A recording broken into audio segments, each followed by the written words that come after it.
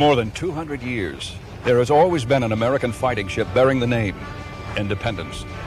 From a 10-gun Continental sloop to the first aircraft carrier that was called Independence, winning for herself 8 battle stars during the Pacific campaign of World War II. And here today is this other, newer carrier, Independence, 80,000 tons and 1/5 of a mile in length. She's both mothership and purpose to her 5,000 crewmen. That long tradition from canvas sail and wooden hull to a floating fortress and home to 9 squadrons of seaborne fighting aircraft is grand and illustrious. Today, she represents the fulfillment of a vital cornerstone in the American dream, to maintain freedom of the seas. The awesome achievement of bringing about the making of this and those other sister ships, our mighty aircraft carriers, is an extraordinary story of courage and perseverance against great odds. To make possible a giant marauding ship of the seas that is also a floating air base, a highly mobile launch platform for an ever-ready force of armed fighting aircraft. It's a great story of men and the sea, and it's also a tribute to man's yearning to achieve flight and mastery of the skies.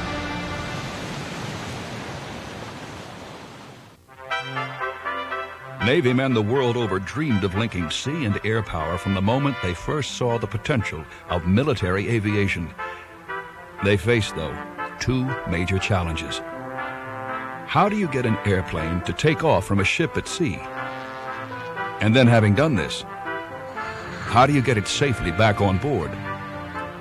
The contest for a proper aircraft carrier had begun.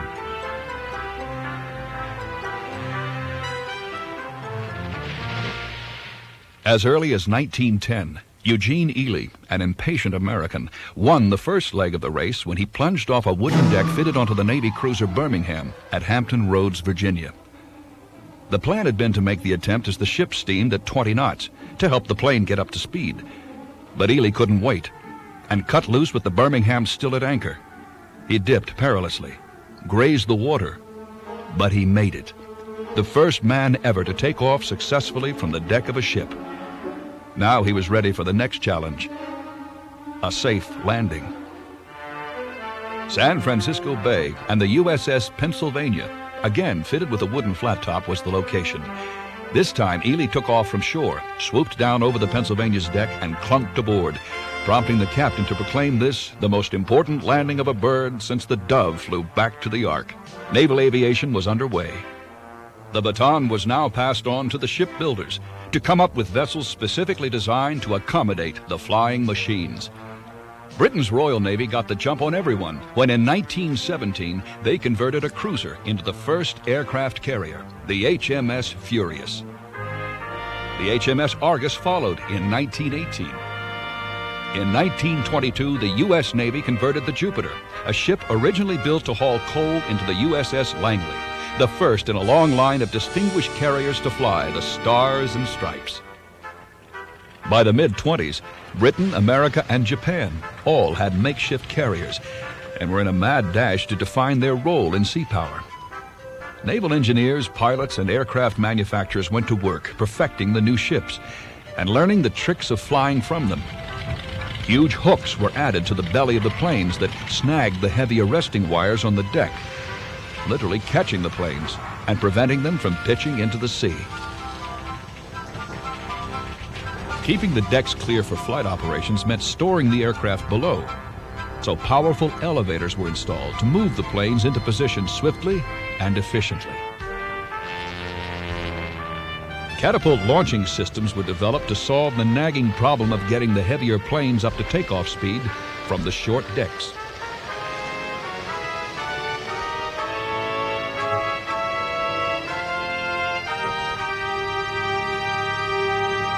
By the end of the decade, these innovations were all in place, and the race of discovery was over.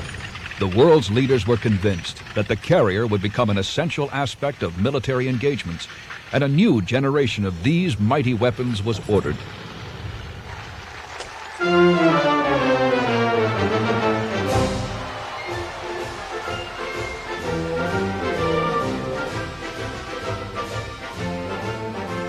Despite the worldwide buildup, the place of the aircraft carrier in naval strategy remained secondary to the ships with the big guns, cruisers, destroyers, and the mighty battleships.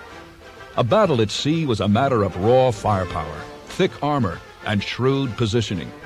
Put the ships in the right place and open fire. In those pre-radar days, an airplane could help spot enemy ships and then direct fire. But an aircraft carrier was really only thought of as a reconnaissance vessel, the eyes of the fleet.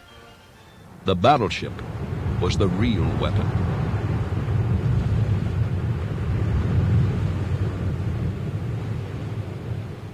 It wasn't until American Admiral Joseph Reeves led a pivotal series of military exercises in the late 1920s that naval officers around the world began to think of the carrier and its flying machines as an offensive force.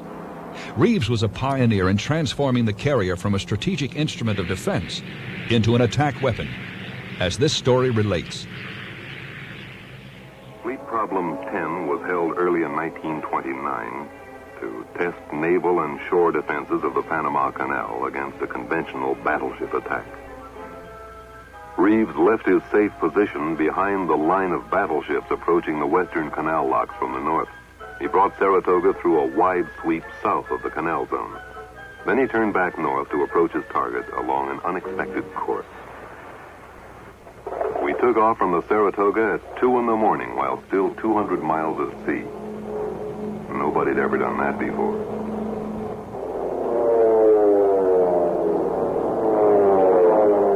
We hit the canal locks at dawn with a beautiful high-altitude crisscross dive bombing attack.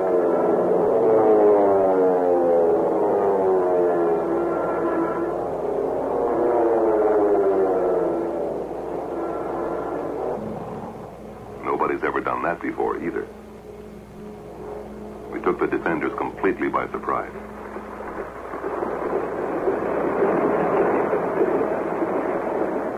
Joe Reeves was delighted, so were we. We knew this was really the first unveiling of carrier aviation.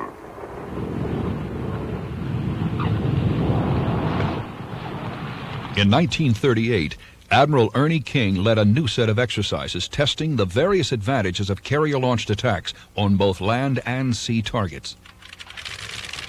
The fact that one of the targets for these operations was the United States military installation at Pearl Harbor proved to be an ironic harbinger of things to come.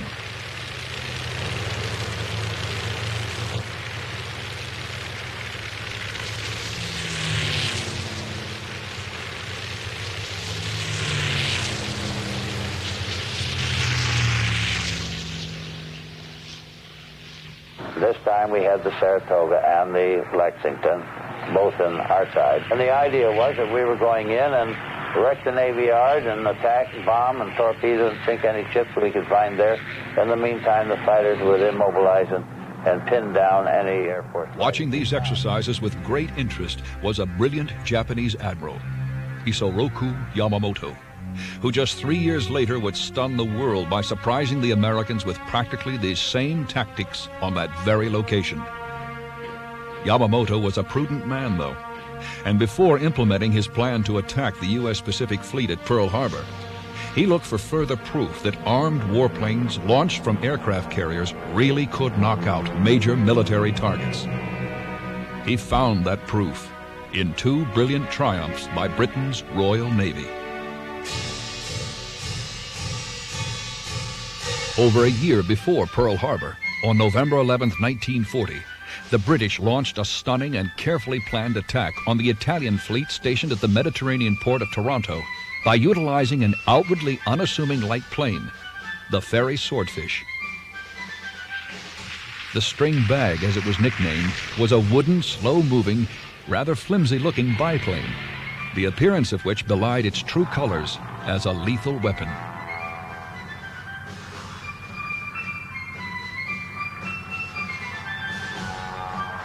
Flying in 2 waves of 12 from the decks of the Illustrious, the Swordfish lumbered into the Italian harbor, dropped their payload, and with one fell swoop crippled half the Italian fleet. It cost the British only 2 planes, but Il Duce was out, 3 battleships.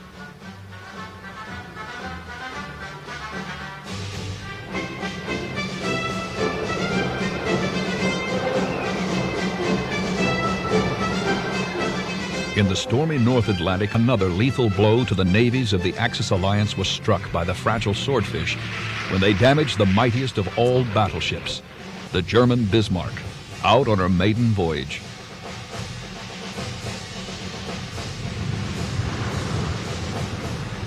On May 26, 1941, after a 6-day naval pursuit, Swordfish, launched from the carrier Ark Royal, smashed the Bismarck's rudder with torpedoes, allowing the attacking British fleet to close in and finish off the prize of Hitler's navy. With the sinking of the Bismarck, the Japanese found the confirmation they had been looking for. Naval aviation was ready for center stage. Yamamoto was now convinced that a carrier-based attack force could deal decisive blows against targets on land as well as at sea. The infamous attack on Pearl Harbor made believers out of the whole world.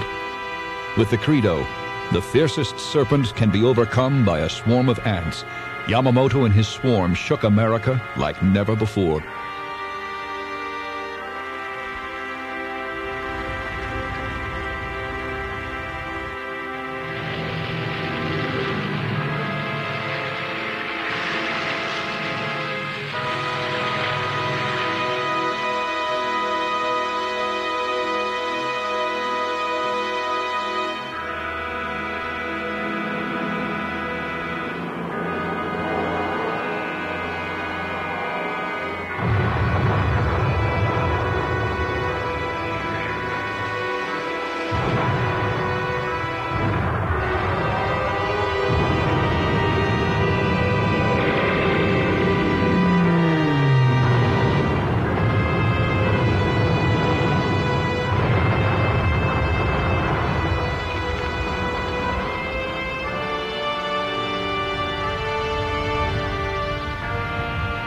But by yet another strange quirk of fate, not one single carrier lay amidst the wreckage at the end of that fateful Sunday in 1941.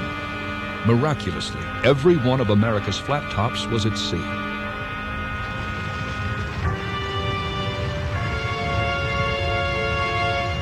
Japanese leaders still believed that battleships were their greatest threat.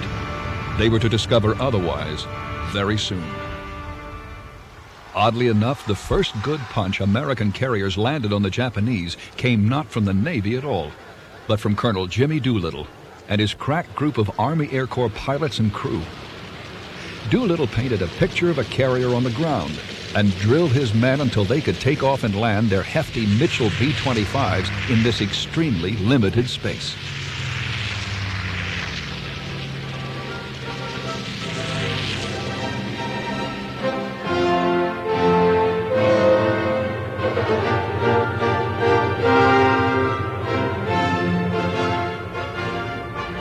Satisfied they were ready, Doolittle crammed 16 of these heavy loaded bombers onto the deck of Admiral Bull Halsey's Hornet and steamed off into the Pacific to hit the Japanese head on.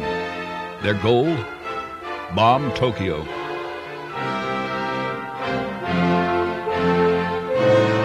Normally, stormy seas would limit the possibility of launching a carrier-based attack, but the gale force winds on that brisk April day in 1942 conveniently provided just the extra force needed to get those huge planes into the air, with Doolittle himself leading the way to the target.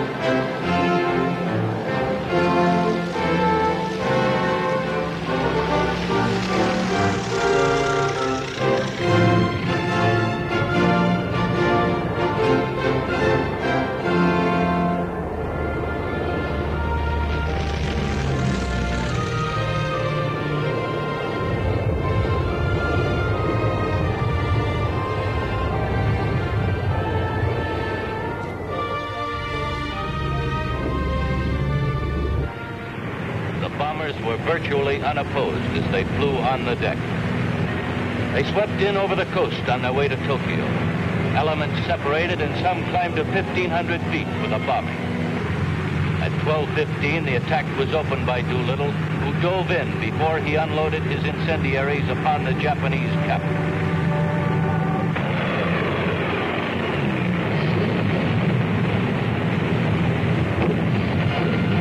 One after another, they checked off their targets. Tank factory, shipyard, docks, railroad yards, steel plant, gunpowder factory. The material damage they did was insignificant, but as a morale booster and display of force, the raid was a tremendous success. When the news went out that American bombers had hit Tokyo, Halsey and the American public rejoiced at the victory. The Japanese were stunned. The Doolittle raid on Tokyo boldly announced the arrival of the most important weapon of the Pacific, the American carrier. By the summer of 1942, the Japanese forces had expanded all over the Pacific. They'd taken the Philippines, Singapore, Malaysia, and were knocking on Australia's door. Admiral Yamamoto wanted to wipe out the American fleet once and for all, to clear the way for total Japanese domination in the Pacific. A master plan was devised that, if successful, would completely demolish the American forces. A huge armada comprised of Japan's most powerful battleships and 4 of her largest carriers began steaming eastward. Their objective was to draw a weaker American fleet into a trap. The first goal, to attack and immobilize the U.S. military installation at Midway Island. Once again, as at Pearl Harbor, the Japanese assault depended on total surprise. But the U.S. Pacific Fleet, under the brilliant command of Admiral Chester Nimitz, was way ahead of them at Midway. American naval intelligence had intercepted Yamamoto's agenda, and Nimitz sent his most powerful carriers, Yorktown, Hornet, and Enterprise, to lie in ambush just north of the island, waiting to turn the tables on the enemy. The plan worked more perfectly than anyone could have imagined. Just after Yamamoto's first strike hit Midway Island, Nimitz launched a full-scale counterattack from his carrier decks. As the warplanes took off and made for the enemy fleet, American pilots, outnumbered and outgunned, hoped they would surprise Yamamoto's forces. They did.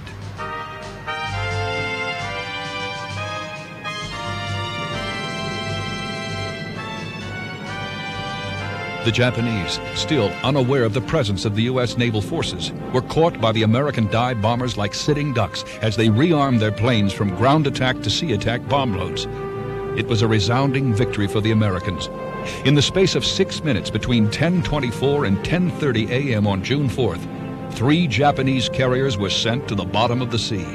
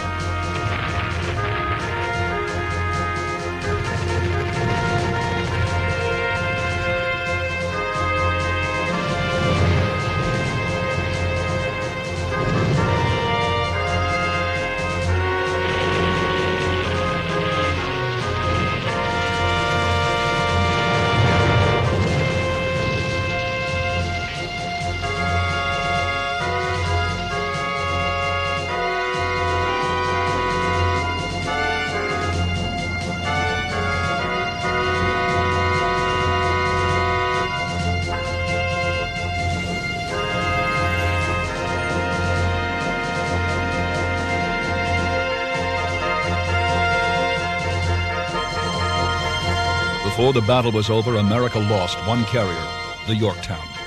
But that was a small consolation for Yamamoto. He had lost all 4 of his carriers, over 300 of his veteran pilots, and a total of over 3,500 men. Aboard his flagship, the tired admiral fell ill and ordered the fleet to retire. It was the greatest American naval victory of the war. The tide had turned in the Pacific. The Japanese needed nearly 2 years to regroup after their devastation at Midway.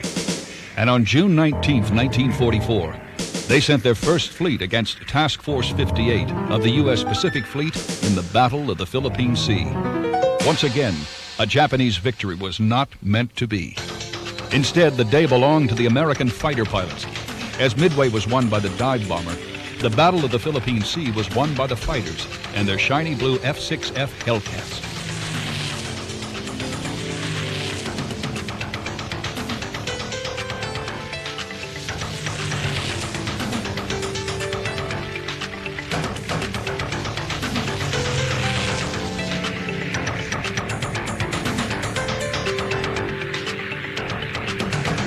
The Japanese High Command sent off a total of 4 big raids, but the Hellcats were waiting for them, each time. Tearing through the clear Pacific skies came call after call. Scratch 1, Judy. Scratch another, Jill. Scratch a 0.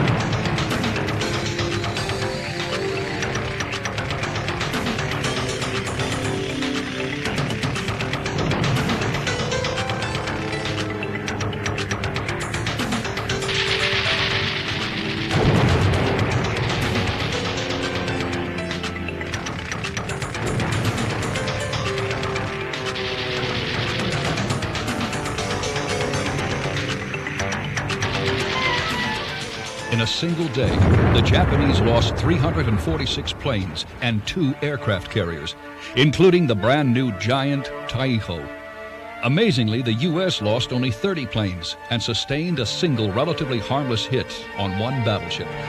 The battle was such a romp, it was nicknamed the Great Marianas Turkey Shoot.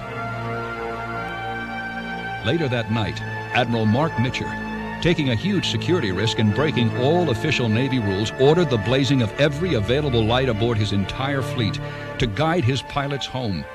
This battle might have ended tragically as plane after plane ditched into the blackness of the Pacific night simply because they couldn't see their carrier.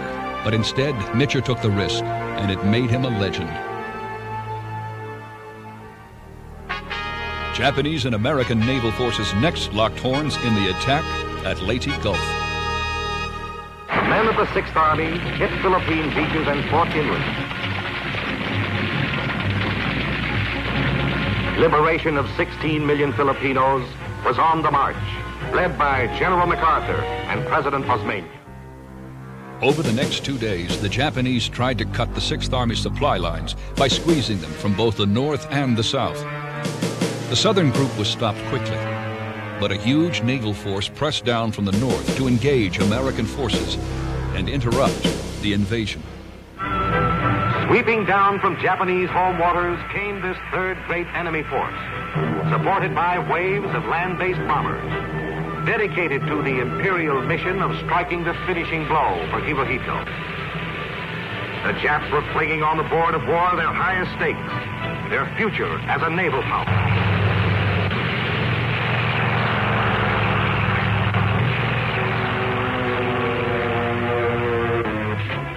And once again, our fighting men rose up to meet the enemy.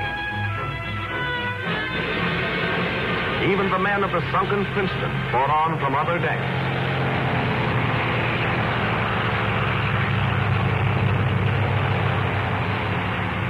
Our pilots swarmed from more carriers than the Japs had ever seen before to knock the enemy out of the sky, blast them from the sea. Below them was the Japanese fleet. This was it.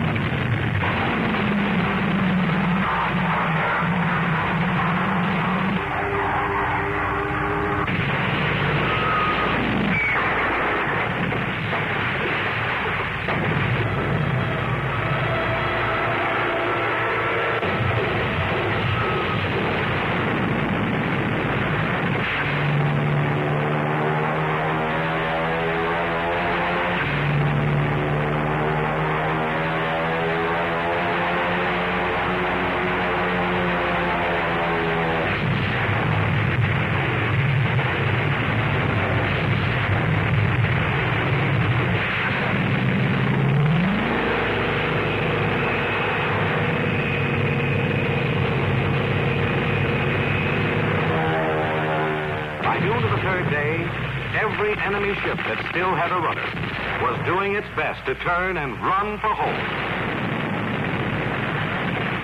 For even while thousands of Japs were being fished out of the very waters they had considered their own private sea, our fleet was hunting down the remnants of 3 Imperial forces.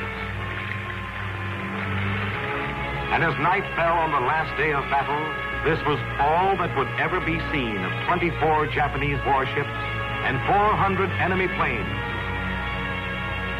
35 more warships were sinking or straggling home. As the Empire slipped through their fingers, the Japanese devised a new and truly horrifying threat to the Allied forces in the Pacific. The divine wind, the Kamikaze.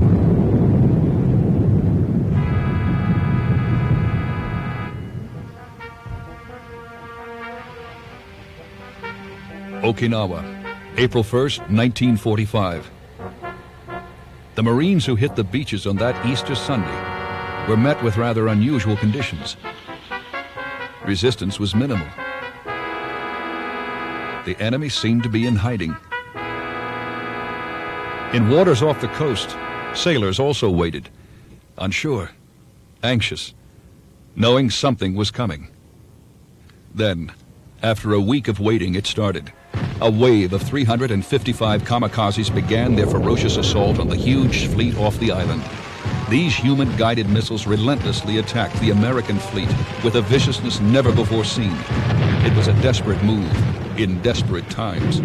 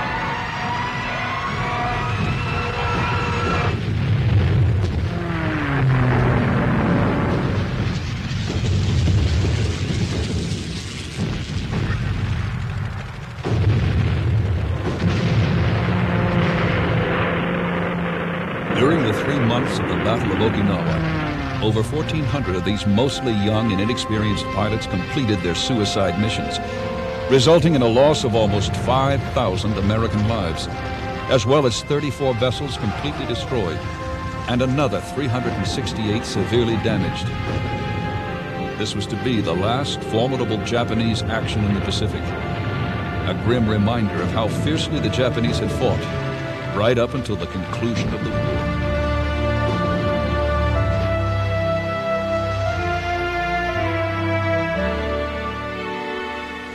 With the end of the Second World War, the aircraft carrier had not only survived her baptism of fire, but had proven her mettle in the greatest air and sea battles in history, and in so doing, established her permanent role in modern warfare.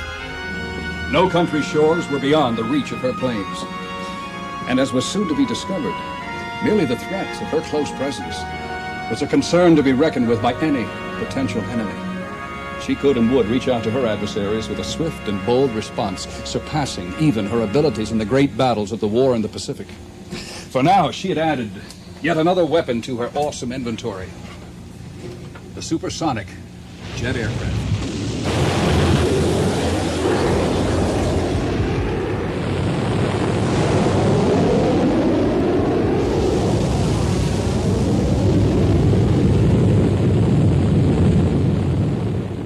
The forces of the United Nations are in Korea to put down an aggression that threatens not only the whole fabric of the United Nations, but all human hopes of peace and justice. If the United Nations yields to the forces of aggression, no nation will be safe or secure. When President Truman ordered troops to support South Korea on June 30th, 1950, a U.S. carrier, the Valley Forge, responded swiftly and launched her first raid in less than a week. Fighter jocks from the Second World War hopped into familiar prop planes like the Corsair. But there was a new plane around to kick the hell out of the enemy, the sleek F-9F Panther.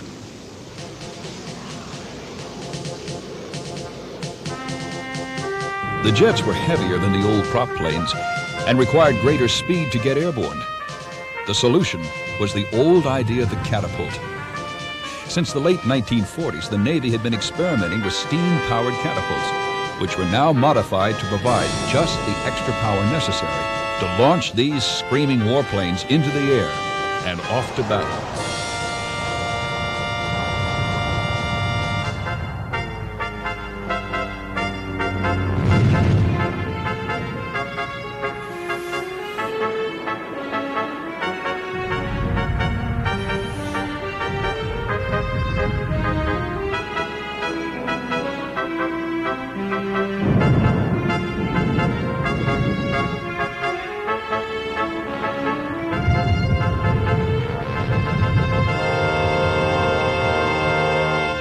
In addition to the changes on the flight decks, the carrier's overall function had also changed in Korea.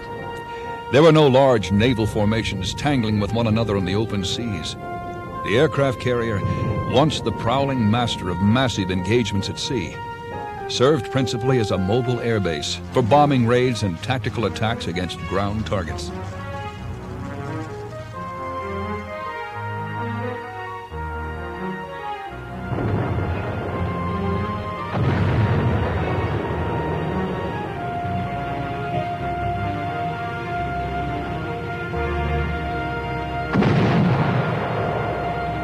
By the late 60s, a new addition had arrived on almost all attack carriers, the angled deck. Designers were fearful that the landing speeds of jets would increase the horrifying accidents they had witnessed in World War II. And they had long been eager to arrange the deck so that planes could land and take off simultaneously. The solution to both questions was geometric. Angle a portion of the deck aft to receive incoming jets, putting them on a course safely away from the bridge. That left the foredeck free for pairs of steam catapults to launch outgoing aircraft. This system was in place by the time American carriers took up positions off the coast of Vietnam.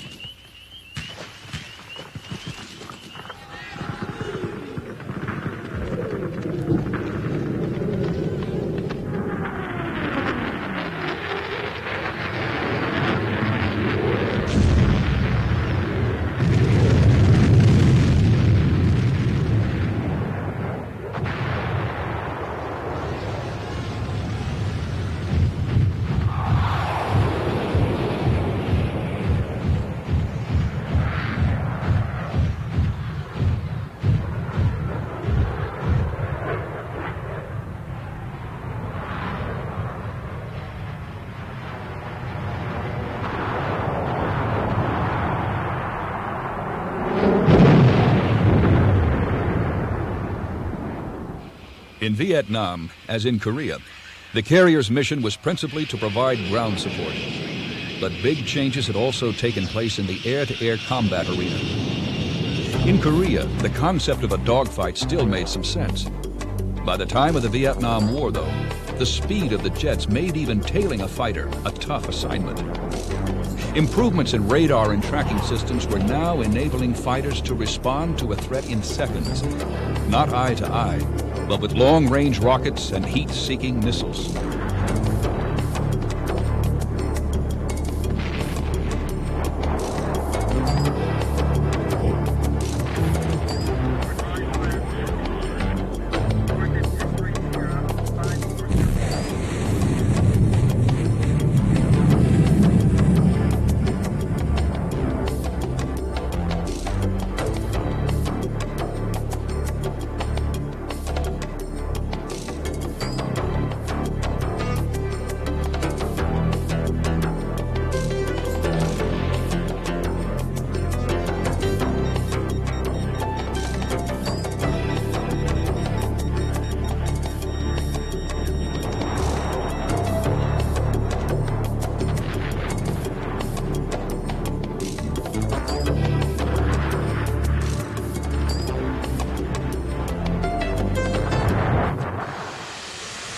The most recent aircraft carrier advance is the development of vertical or short takeoff and landing aircraft, VTOL.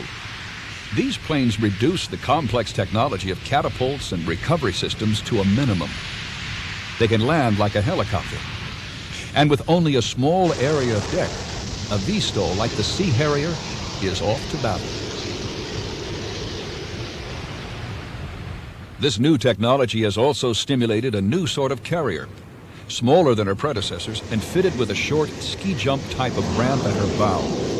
This feature, the brainchild of British Lieutenant Commander D.R. Taylor, reduces the length of deck needed for a short takeoff and saves the installation of a catapult. This new system was both a blessing and a curse for Britain when she brought her naval aviators into action on board the HMS Hermes in the Falkland Islands.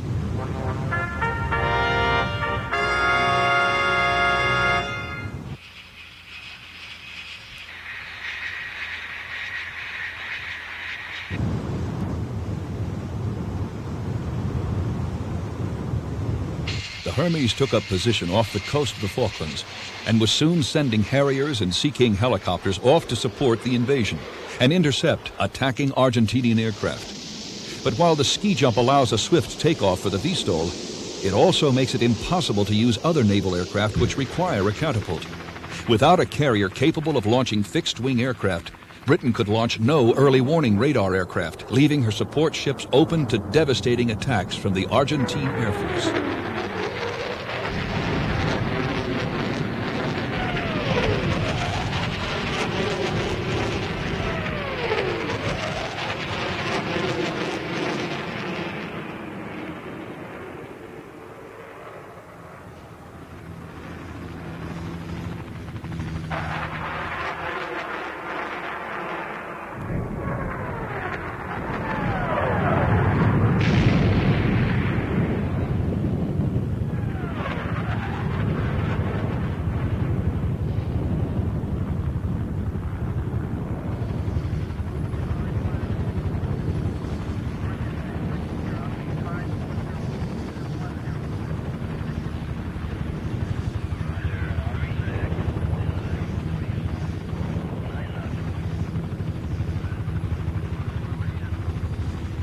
Today's big supercarriers function more and more as a team of aircraft and ship working as a single system. For even though the range and power of a modern nuclear-powered carrier is greater than ever before, it is also more vulnerable to a new array of lethal weapons.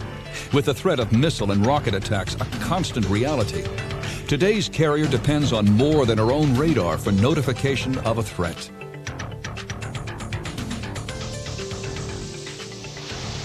If a hostile situation seems imminent, the E-2C Hawkeye airborne early warning planes are launched. These planes fly to the edge of the carrier's radar range and extend it further with their own complex system of radar detection equipment.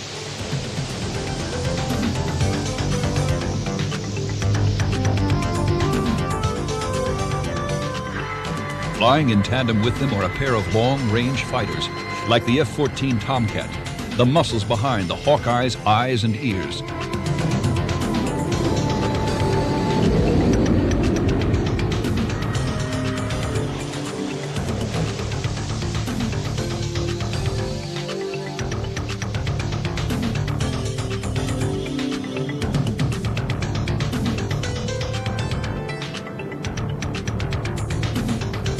Connected together by data link, the Tomcat can instantly receive information from the Hawkeye directly into its weapon system and respond to a threat swiftly. Together, these two make an awesome combination.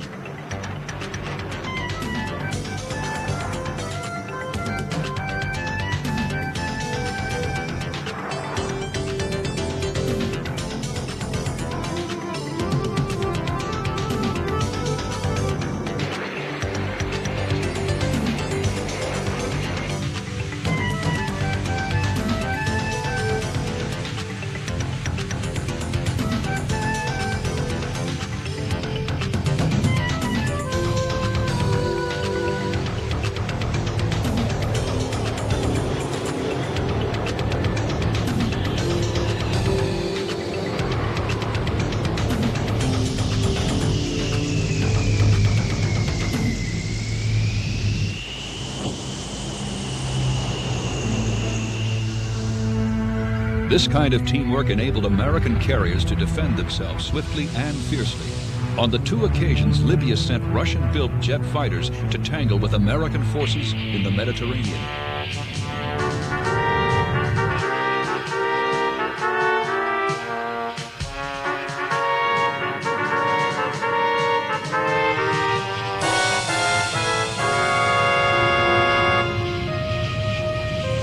Given no alternative, U.S. Navy Tomcats quickly shot the Libyan jets down with their heat-seeking missiles before heading back home to their carriers.